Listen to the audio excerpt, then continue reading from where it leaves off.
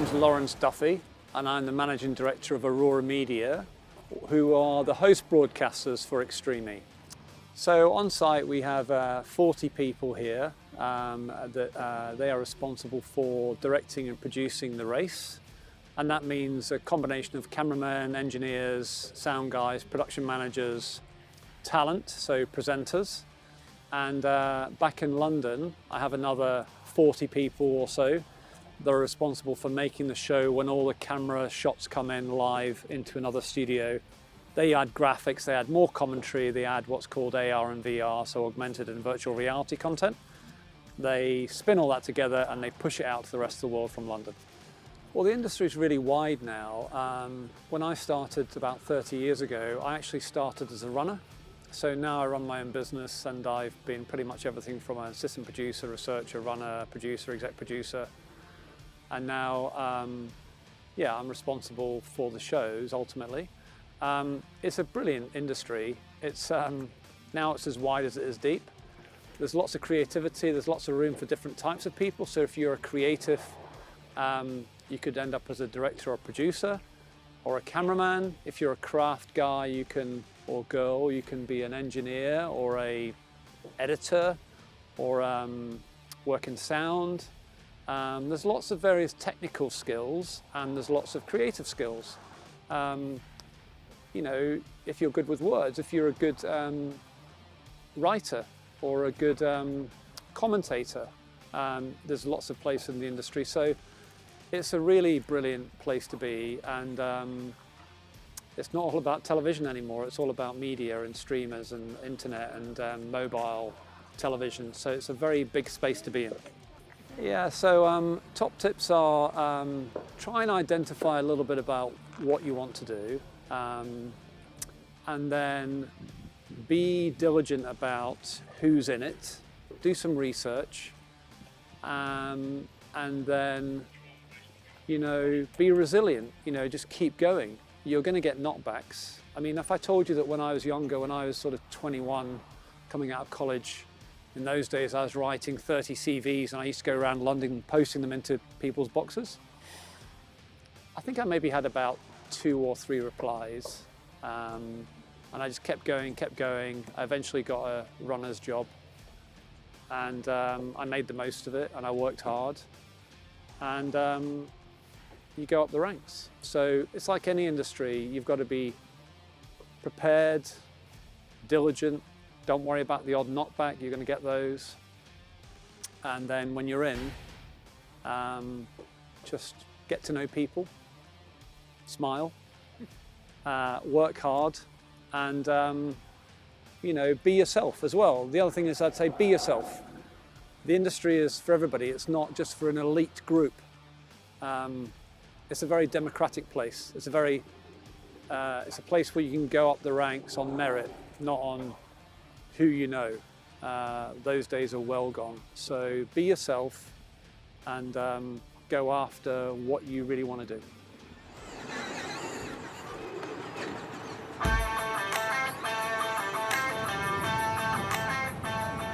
My name is Ria and I am a production assistant. So this is currently my 4th day. So at the moment I'm kind of helping out everything, getting to know lots of different things. I know one of my main roles is going to be a EVS and dyno coordinator. So that will be when I'm travelling, because I'll be doing some work on Formula E as well. So I'll be travelling and helping out and doing lots of different things. And then the end goal is to become a director. So I'm observing a lot. So I'm with the director and I'm observing, going around doing lots of different things. But I've recently been helping out with doing interviews. So I'm interviewing the drivers and I'm holding the boom and I'm with some presenters and the cameraman. So that's really exciting. So I actually got it through a family friend. So I've known a lady my entire life.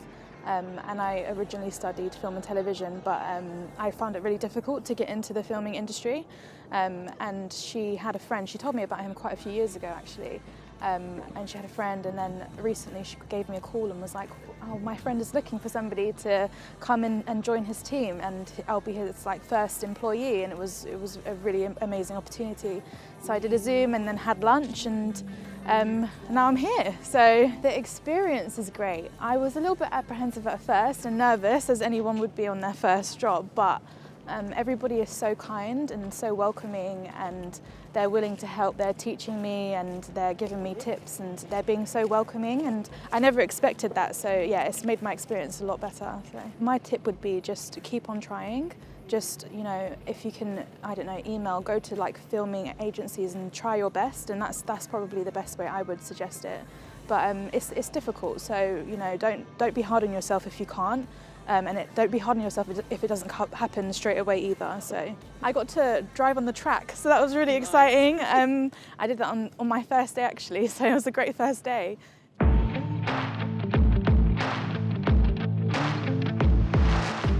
My name is Seth Edwards, and I am the head of live events at QTV. So my job in this ice hockey production is director. And one of the main roles of the director is to work with the camera operators to make sure that they're filming exactly what they should when they should. So if a camera operator decided to film one of the coaches when I want them to film the crowd, or a player, I would say, right, okay, I want you to go and film the crowd, and I would make sure that I cut to a different camera while that camera has time to go and shoot on the crowd. So it's almost a game of kind of moving the shells to try and figure out kind of who has the right thing at the right time, and then going to that to give the other ones an opportunity to frame on the right thing. So there's a lot of people that work on a production, and that could include the director, the replay operators, the producers, the sound operators, replays, graphics, a lot of different positions, and a lot of people wanting to do their own thing at their own time. So the director is responsible for bringing those roles all together for the good of the show. So if I wanted to call a specific camera, then I would say, right, camera, go and film that. If I wanted to call a specific graphic up at a time, I would say, right, great graphics, ready graphics, and cue graphics, which means put the graphics on the screen at that time.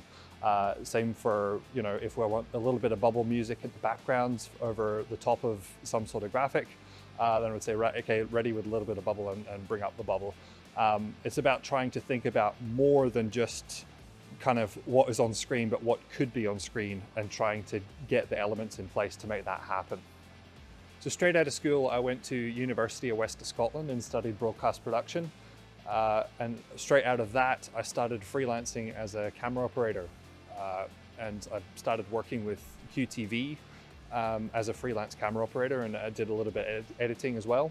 After that, I started to take a little bit more to how everything connected together and how it was all set up. So I did a bit of kind of engineering side, and at that point I got taken on full time. I started doing a bit more directing, and then moved more into kind of the editorial side of things. And I've been kind of mainly directing for QTV for 12 years now. And yeah, it's been really enjoyable, and I've learned a lot over the years. I've been in the industry for 12 years and I love it. There's always a challenge, and it's always something that I look forward to. One of the best bits about my job is the travel. We get to do a lot of travel overseas for different organizations and companies. And for anyone who is interested in joining the broadcast industry, I'd say absolutely go for it. It's only going to get bigger and better.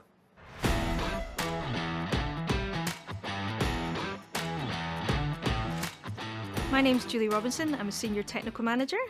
As the technical manager for our remote productions, I am looking after taking in all of the sources, audio and cameras, from all of the OBs. Sometimes that can be up to 3 OBs happening at the same time.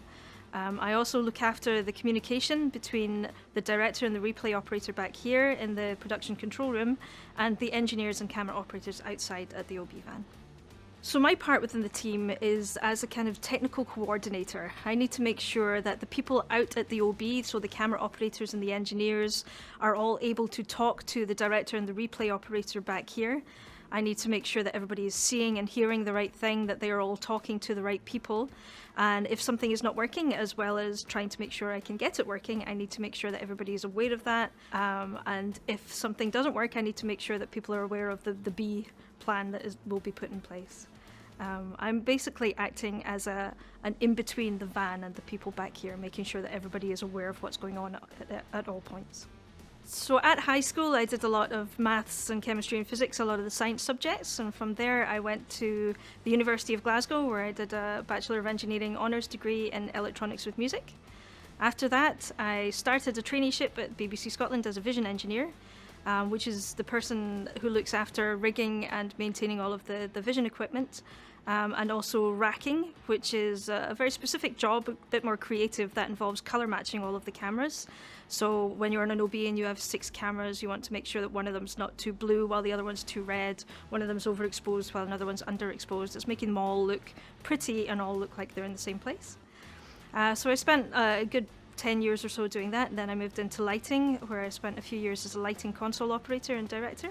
After that, I left the BBC and I joined QTV as a senior technical manager, where I'm kind of bringing together all of those roles that I've done in the past. What I love the most about my job is the puzzle solving element. I like when things are not working and I can figure out which part of it's not working, work my way back in the chain, find out where the problem is, fix it. I get a real buzz from that, so that's something I really enjoy. Another part of it that I really love is the people. I find that the people within the broadcasting industry have and need a certain level of humour and resilience to be able to keep going, and resourcefulness too. So I'm really drawn to the type of people that I work with and the type of work that I do, which works out quite nicely.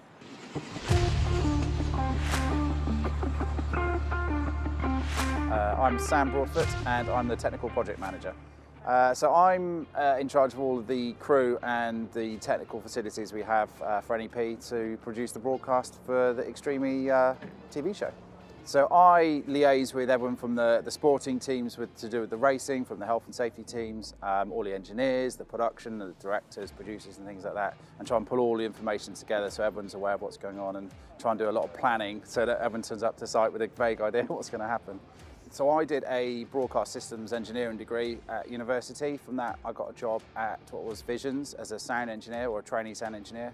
Worked through that up to sort of guarantee and supervising roles, and then moved to technical project management a few years ago. I think the travel and the people are probably the best things about this. You know, I've been to some amazing places behind the scenes, in places like sort of Westminster Abbey or to Greenland and all those sort of things. And then the teams we work with, the engineers especially, there are some of the best people in the world that do this. So it's quite a unique industry, I think. I think you probably want to kind of get an idea what you want to be doing. If you can beforehand, and accept that you will need to start at the bottom. So it might be running, making tea, cleaning the bins, but just getting a foot in the door and then trying to decide a bit more what you want to do and get some insight, I suppose, and just try and learn off the people that know what they're talking about. Hello, I'm Stephen Wilcox. I'm a camera supervisor and operator. So on this production, my first role is camera supervisor. That involves making sure that all the cameras that are filming the game are in the right spot, and the camera operators know where they're meant to be and what role they're meant to be doing. On this production, I also operate camera 2. Now, camera 2 is a tight ball follow, which means during play, rather than being nice and wide, I'm as tight as I can on the player, head to toe, following them around the pitch. As the ball goes out of play, or the play comes to a stop, I will crash in, which means I go in nice and tight on my lens, a nice head and shoulders of the player that's just had a impact in the game. The person that I work most directly with is the director. Through the headset, the director can speak to me and ask me to get certain players. I also work closely with the replay operator, who might ask me to get certain players as well for replays or analysis at halftime. As the camera supervisor, I'm also working with the engineers and the vision department to make sure that all the cameras are set and look the way that it's supposed to look for the production. After school, I went to university and studied broadcast production. When I was at university, I volunteered and did freelance work for a local production company who are specialising in sports. That allowed me to gain a lot of experience in sports and camera work. After I left university, I became a full-time member of the company as camera supervisor. This allowed me a more in-depth role in the production. I would help the other camera operators set up their cameras. I would make plans of where the best shooting angles, and then I would also work camera myself, which allowed me to develop my skills up and to get to where I am today. I love everything about this job. I love the colleagues I work with. I love the places I get to go and the places I get to see. I've been into sport my whole life. I've loved watching it, loved going and seeing it live, and then actually being part of the production. The excitement, the fast pace of it, the adrenaline rush that you get from it, from knowing that you have to get it right first time. is excellent. That's one of the best things about the job is just the excitement of being there and amongst the action. If you've got a passion for sport or live production, then this is definitely the industry that you should be trying to get into. Hi, my name's Alison Mitchell and I'm a VT and replay operator. So on this football production, as a replay operator, I'm looking at all the camera angles as they come into my controller. If something happens during the match, I'll look at maybe camera 6 and camera 3. During this production, we usually have 6 cameras, so camera 6 is usually a wide option, and camera 3 is usually a tighter option. I'll then use them maybe in slow motion or full speed and play back an event that's just happened, for example a goal, just so the audience can see what's happening during the match before we go back to live pictures. There's numerous people on the production, from camera operators to engineers, but I work closest with the director. I sit right next to them in fact, just so I can communicate well with him and offer live replay angles and VTs when I've got them ready. So from school, I went to college and studied HND in television. I then went to university and done a BA Honours degree in the same subject. From there I got jobs as a logger, a runner.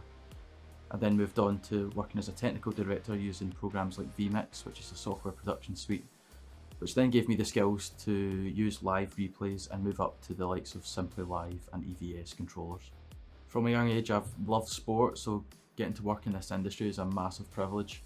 Getting to go behind the scenes of different stadiums and arenas, working on the likes of football, rugby, ice hockey is just amazing to me. I love having a job that I'm really passionate about, so I hope I'm here for a long time.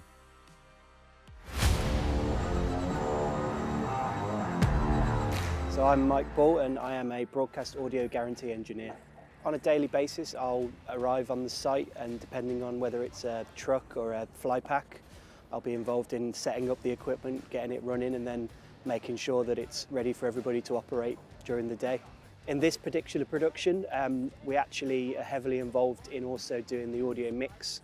So we create the remote track mix on site, as well as all of the rig and preparation and build of the kit as kind of a one team.